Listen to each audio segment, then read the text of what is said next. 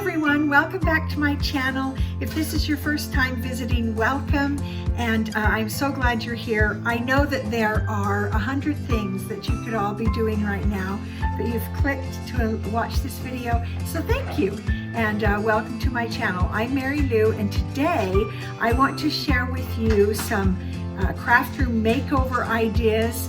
I have really tried some things out, and I have found a lot of things that just plain old don't work. And so I'm going to share those with you and how to arrange your craft room, particularly your paper crafting, in a way that is easily accessible, inexpensive, and creative and fun.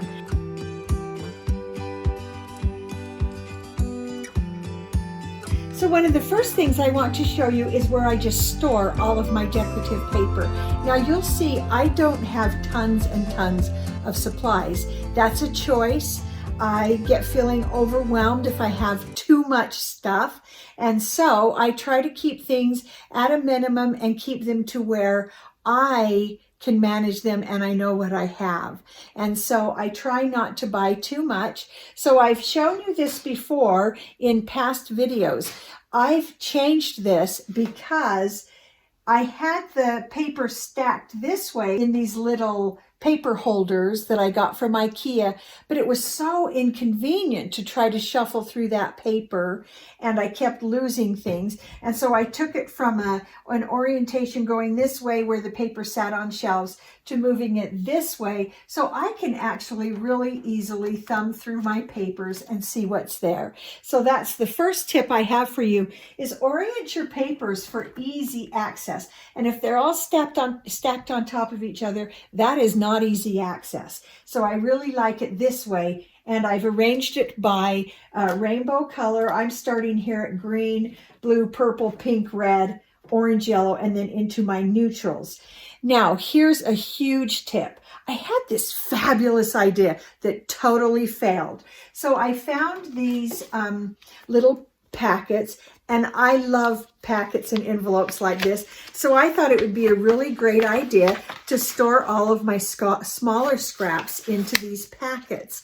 Well, what I found out, it was pretty hard to use those and to manage those. So what would happen is I'd have some scraps, and then I'd want to just file them back into the correct color, but I'd have to pull out the packet, open it up, slide the things in, hope they fit in that small packet, close it up, put it away.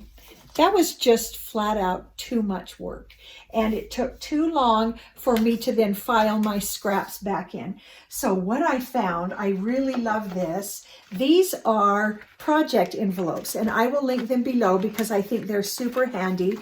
They have a flap that covers over, so I just trimmed that off with my paper trimmer because it was in the way. And then I just keep that with my yellows, for example. And then what I can do is when I have a bunch of scraps, it is so easy for me to come in and just slide them into that project pocket, different colors, different project pockets. And so that has just made my life so much easier. So I keep all of my smaller paper, my 8.5 by 11, and all scraps in that project envelope. And then I keep all of my 12 by 12s just standing up like that, so I can thumb through them. So my next job then, oh, I've got my oranges and my yellows. So my next job then is to go through, take all of those scraps out of those tiny fiddly little envelopes and just have open project packets right there, so I can just slide those papers in and keep my colors organized. Now I do really love these small packets, and but I use them for something else, and I'll show you that later on in the video. If you've seen past videos with me, you know that I have this bookcase that my dad made for me years and years ago that I love. It makes me happy. It brings me a lot of joy. So there's a suggestion. When you are arranging your craft room, try to find things that just make you happy, that bring you joy. And so I'm using what Dad made for me. This actually, he designed to open up a dictionary because I love reading the dictionary. I know that's a little weird, but then I found out that it fits my ribbon really easily. I used to have my ribbon on a dowel. I've had it in a box. I've had it in so many different places, and it just doesn't work as well as this because it's laid out. I can see it, and you might say, well, that's a lot of ribbon or not very much. It's just the right amount for me. And I know that I am not going to buy any more ribbon than will fit right here because I just get overwhelmed if I have too much stuff. So that's one of the important tips there is have a space for what you want and then keep it contained and limit what you get. Or if I found a ribbon somewhere and I was just like, oh, that ribbon is fabulous, I would bring it. And if this is getting too tight and running out of space, I might go through and weed out some of that ribbon that I might not use. I like to send that to Goodwill, give to a friend, or create a project and use it up. And then I have space to add that other roll of ribbon that I just loved. And so keep your space contained. So on this side, I have over here my 12 by 12 collections because I like to keep these together because those collections are coordinated paper. And I have, I think 4, maybe 5 of those. I have a few in this size. I don't typically buy that size very much. That's the 8 by 8 and then the 6 by 6. And some of these are given to me. And so that's my paper collections. And then I keep here always my medium weight chipboard because I do use a lot of chipboard. And then behind that, I can store my smaller pieces of chipboard and cardboard. So that's just a nice little nook for that.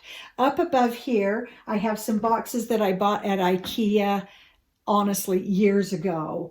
And I've just labeled them. This is for all of my different types of tape, my spare tapes that I don't have out at my desk, all of my watercolor supplies, school supplies, because, we're always needing pencils and index cards. And when the kids were in school, that box got a lot of use. Now, less use, but we still keep extra pens and pencils in there. And then I have a box for glitter. I don't use a lot of glitter now. When I was a school teacher, I used a lot. I enjoy now glitter paper more because it's less messy and I like less messy. So that's a lot of my paper crafting supplies in this area.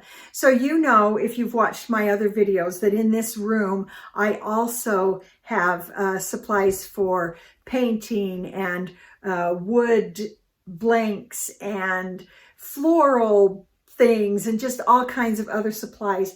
But as far as paper crafting goes, you've seen most of where I store my paper. I'll link another craft room organization video up in the corner that shows where I store my stickers, my tags, my wrapping paper, all of that. But this really is where I keep my paper storage, and I just love this system. So just one other note, when I'm organizing, I have to have this stuff accessible to 4 other people.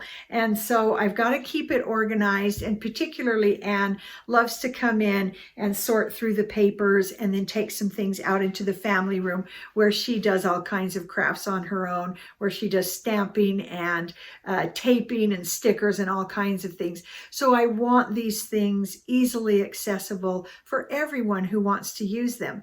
So now let me show you where I do the bulk of my crafting. Most of here is storage, easy to find things, but I don't craft in this room, and partly because I don't want to be in a room separate from my family. So my crafting and working area is out in the family room. So let's go there.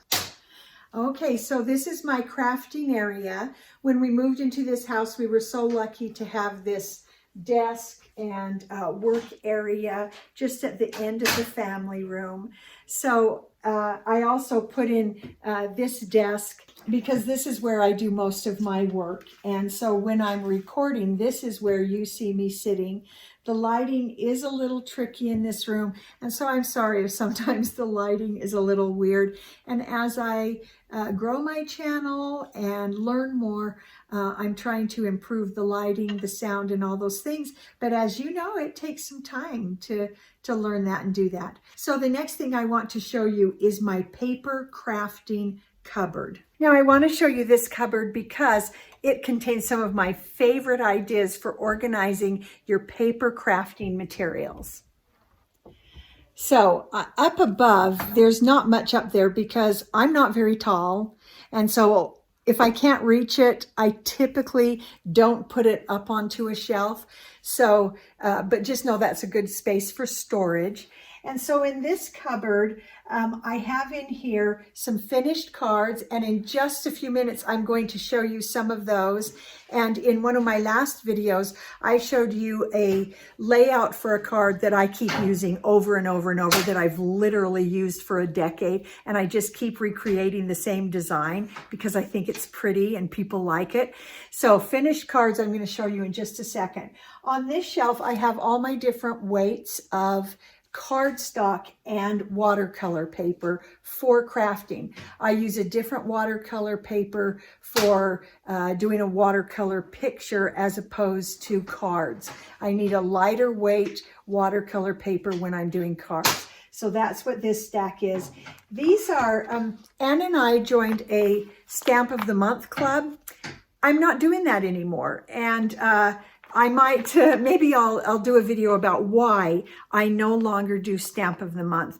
And so I have a better way. I'll do another video to explain that. But we would get these kits in these bags like this, very nice.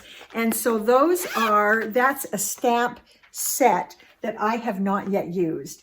And so I keep it there to remind me. And then I have here one of my favorite time-saving paper crafting products, and that is double-sided adhesive sheets. This one is from Altenew. I've used others. You've seen them on my video. Altenew is quickly becoming my favorite, and so I'll make sure I link that below. So I have my double-sided adhesives. I've got some stencils here.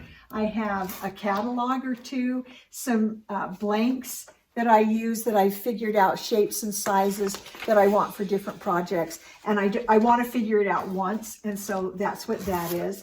And then on this side, I've got my specialty boards like my Score Buddy. I've got my Misty up here. I've got some other little boards that help me with my paper crafting, box making, and other things.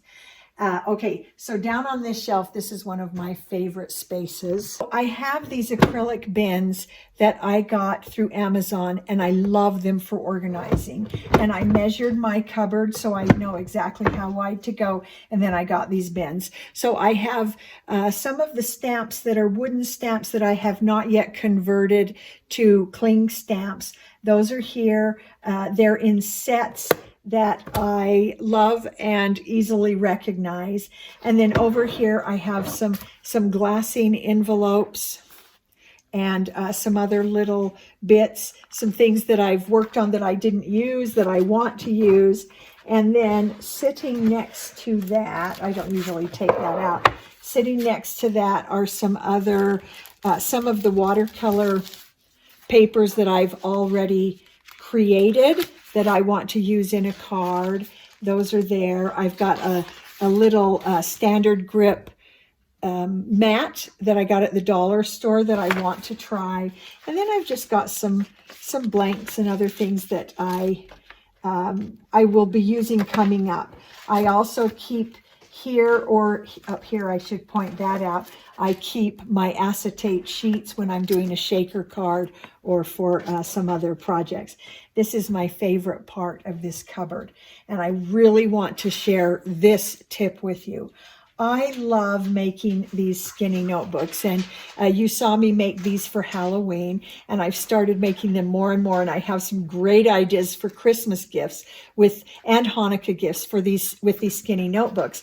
And so I have those, and then what I did is Originally, I bought these mini pads at the Dollar Tree, and I very carefully, with my X-Acto knife, cut and cut and cut and cut until I had them in half into the skinny notebook size. And so in this area, I keep all of my notebook blanks because I know I'm using that a lot. But then I had an idea, and I was at our local photocopy shipping place. It's called Zippy Ship or something like that. And I had this size of notebook from the Dollar Tree. This is what it looks like. It comes in a 3-pack. And I had that I had bought at the Dollar Tree, and I thought, I wonder if Zippy Ship would cut those for me. So I took them to Zippy Ship, and they did. So they charged $1 a cut, and they actually cut those. It took maybe 1 minute, and I got all of this stack cut, plus this other size of notebook from Dollar Tree, and this was the 8.5 by 11 size. Had them cut down the middle, and so I have those blanks ready to go. So make sure you subscribe, because you'll see me use those for all kinds of gifts for Christmas and Hanukkah. And so these are the ones I cut by myself very, very slowly with my X-Acto knife. And these are the ones from the copy place cut. So much smoother, so much nicer, and so fast. So I was able to get all of that cutting done for $4. And for me, it was worth it because it saved me so much time. So this part of the cupboard, I love that I've got all of my notebook blanks right here and ready to go. Okay, now let's look at this cupboard. Because I make a lot of cards, I have this same acrylic bin that I really like. And when I'm doing cards, I can just take that whole bin out and set it on my desk if I want to, or I can just come here and thumb through what I need. So let me show you how I've arranged this, because some of my dies and stamp sets are smaller. So for example, there's my circle nesting dies. I made a whole bunch of dividers, kind of based on the size so I could easily see. And I went ahead and used my label maker and labeled them and laminated them. And so then that keeps very separate what I have. So I have my dies, and then I have the combination die and stamp set together. I always keep those together. And then I have just stamps. I've also put in here my wooden stamps that I have taken off of the wood and put into a sheet so that I can use them in my MISTI. Then behind there are the large sets. And then behind I have my spare sleeves. Now, this is where I'm using those packets that I showed you that I'm no longer using to store my paper. Now I am using them to store my large die sets, and they just work so well. That's that exact same packet, and you can store dies that coordinate together into one packet. Then to make my card making go faster and easier, I have several pre-cut pieces of cardstock. So I have top fold cards, and then I have the side fold, and you'll see that most of the colors are black and white because that is what I use the most. But I already have those cut and ready to go, and that's out of my heavier weight, my 110-pound, really good quality cardstock. And then I have scraps, so I've got my 5.5 by 3.5, and then I've gone ahead and created my same types of dividers with my that I labeled with my label maker, and so you can see that I have several different colors and sizes of cardstock just ready to use right there. And these were scraps that all ended up being about the same size, so I went ahead and collected them. I also save my bits and pieces like this because those are perfect for sentiment strips. And And so I keep those just in a little glass container that I got at the dollar store. I actually cut apart cardstock into that 8.5 by 5.5 size because that fits so perfectly through my die cut machine, and that I just keep those real handy right there.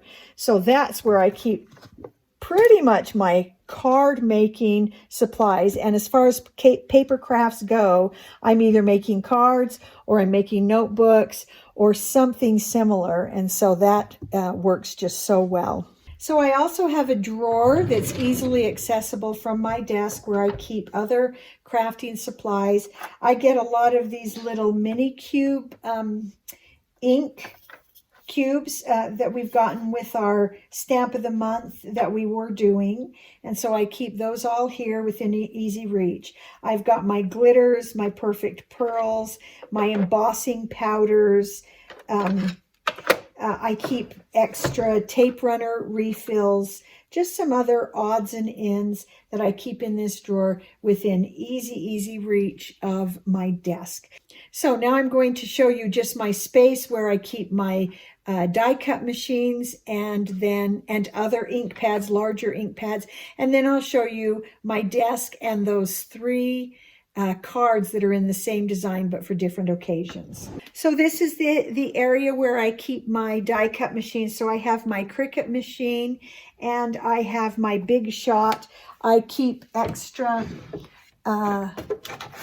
plates for my Big Shot there. And this is where I keep my larger ink pads. And so I found these really cool segmented trays at the Dollar Tree, and I just really like them because they actually fit those Distress Oxide ink pads so perfectly. And so you see I'm slowly getting a collection of those. I know that there are certain colors I use quite a bit, so I'm just working on collecting those. I also have other ink pads down in this drawer that I just have a box that I put those in, and then another one of those little acrylic containers. I think I found that at Walmart. So let's look at my desk. I have my IKEA mat that I added some pretty fabric to the back. I've got my glass plate that I use when I'm doing shading and other things. And then I showed in one of my last videos these great little dishes from the Dollar Tree that they were actually a picture frame kind of thing. And so I adapted those for my desk, and I can keep little bits of paper, or I can put paint in them, glue, whatever, and those have been really handy. So all of this, where I keep my supplies, is something that I made with bits and pieces of things from yard sales and the dollar store, and I just really love how it works. So this is looking out over my desk, so you can see that I have my desk sitting in the family room, so I can be with the family and I'm not just closed up in a room. So I had this wooden lid here that I had from I don't know where, and so I decided that was my contained space. That's how much space I had. Now, if you don't have a wooden lid like this, these boxes that we found at Hobby Lobby would be a perfect little spot to start organizing some of your things. So I'm going to kind of show you that as I show you what's in here. So you know that I really love spiral bound notebooks, and I have one always that I have made sitting on my desk so I can just take notes and keep track of that. And then I've got some tools that I use periodically. And then this box is one that the Dollar Tree had a lot of a couple of years ago, actually last year. And so what I did, I went ahead and just used some thin pieces of wood and just created dividers. Now, I do have a video on that. And so if you look at my desk organization video, you can see actually how I made that, and then I painted it. But if you're using a box like this, you can just start finding little boxes like that. I did the same thing with this one, where I created a divider so that my pencils, my rulers, my tweezers can all sit right in there. And then this box, this was not a Dollar Tree find. This was actually from a yard sale. But I'm showing that to just show you that you can get creative. I went ahead and glued some pegs on there so I can put my pixie tape. But if you are creative, you can create a situation, a desk caddy that is very useful for you. As my crafting has expanded a little, my caddy has grown to include other things that I didn't have, even a year ago. But I always keep wipes in my desk caddy. I also have another one of these little things that holds all of my adhesive, my double adhesive tapes and my foam tapes. I got this little box. I don't even know where. It was something, and I just went, oh, wow, that's going to be handy. So I put those in there. I have my glasses and then extra blades for my X-Acto knives. I love this one that is a finger blade that I learned about from the Posh Paper Lady, and those blades are super sharp. And so I just have some little things in here that I store. I've got the sticky strips. So I've got this is kind of my weird adhesives and catch-all. And then I also have my microfiber cloths and my embossing gun. Get a box that works for you, and then just start finding and filling in. And my favorite tape dispenser, mostly because I love the color. Look, it matches my sweater.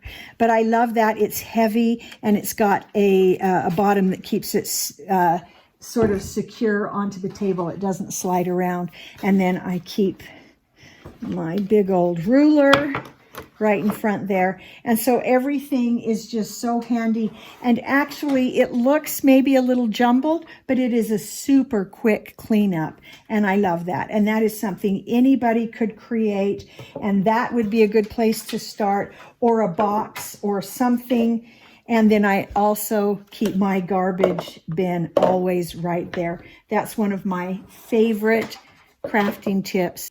Always have a way to corral your garbage as you go along so that your space stays clear. Okay, so I want to show you, this was the card that I showed you for Halloween. This was just one of the ideas.